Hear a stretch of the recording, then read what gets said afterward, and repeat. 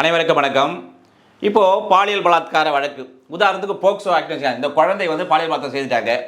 இப்போ இந்த குழந்தைக்கு கன்னித்தன்மை இருக்கா இல்லையா என்பதை பரிசோதிப்பதற்காக இந்த 2 ஃபிங்கர் டெஸ்ட் நடத்தப்பட வேண்டுமா இப்பொழுது நிலவி இருக்கிறது என்றால் அது வார்டு எந்த வழக்கின் மூலமாக என்று சொன்னால் state of Jharkhand versus Shailendra Kumar Rai 2022 Supreme Court cases online Supreme Court 1494.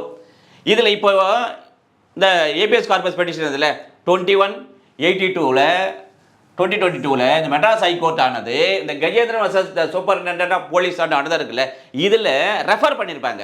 அவ்வாறு அதை செய்யக்கூடாது என்று தடை செய்திருப்பார்கள். அப்படி செய்தால் என்னவென்றால் கில்ட் ஆஃப் மிஸ்கான்டக்ட் வந்து விடுவார்கள் என்று சொன்ன வழக்கு. முழு விவரங்களுக்கு இந்த ஷார்ட்ஸில் லிங்கை பயன்படுத்தி வீடியோவை பார்த்துக்கொள்ளவும்.